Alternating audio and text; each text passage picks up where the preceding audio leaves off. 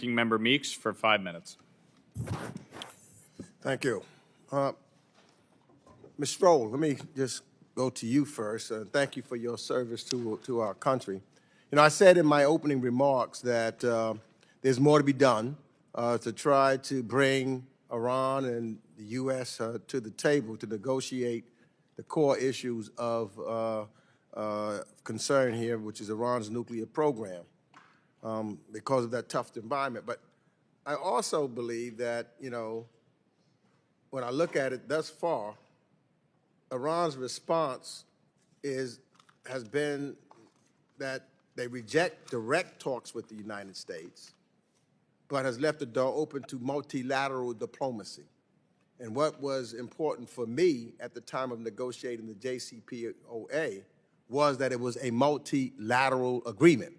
There was things that were going on and negotiated that our allies wanted. That's how we got the agreement, because we figured it wouldn't be just us by ourselves. So as Mr. Rule just said, getting them in so that we could box Iran in, because it's not just the United States, it's the United States and our allies, well, which I think is important. And then also, I think some credibility has been gone from the United States when we unilaterally pulled out and the other allies stayed in and wanted to work something together. So there's a lack of trust that then develops, you know, in that regards on both sides. So how do you think we could build some confidence with our adversary, Iran, so that we can begin negotiations? And how do we bring back a diplomatic track with our allies, so we're not by ourselves? I think Mr. Rule just talked about how significant and important that is. How do you think that we can do that? Thank you so much for this question. I couldn't agree with you more that we have seen in the past, Iran has been willing to negotiate when it feels diplomatic isolation coupled with economic pressure and the threat of military force. Right now, we have tremendous sanctions pressure, and I believe there is a credible threat of military force on the table, and there is a unilateral offer to negotiate from President Trump, but what is missing is this multilateral element. So first of all, there is an eagerness in some of our previous partners from the P5+1, specifically in Europe, to begin coordinating with Washington as soon as possible ahead of this deadline in October later this year, when the remaining restrictions on Iran's nuclear program expire. Our European allies, and they are still our allies, are very interested in aligning with us in order to have a unified front approaching Iran.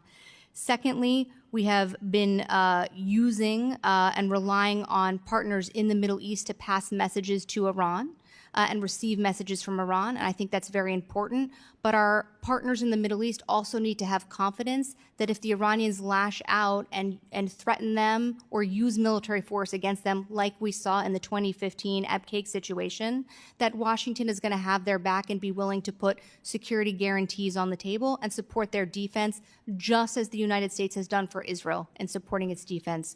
So one is clarifying our commitment to our partners' defense.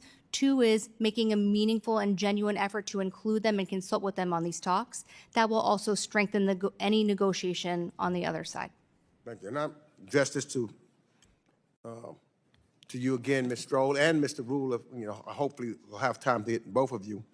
You know, could you maybe tell us about the challenges that it would be in setting back the Iranian nuclear program militarily? You know, what would there be any challenges? Are there challenges there? Mr. Rule, Ms. Stroll? I'll try to do 20 seconds and hand it over to Mr. Rule.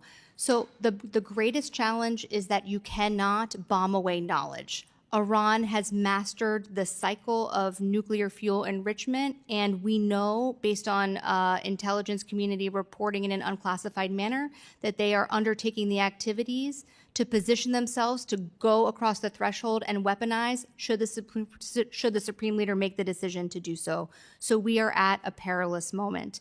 Their nuclear program is geographically diverse. Some of it is above ground, some of it is buried deeply underground. This means it's not a one-night military campaign. We are talking about a serious campaign to set back a program in order to then buy time to negotiate or figure out what steps would happen on the other side of military action. It's a serious piece of business.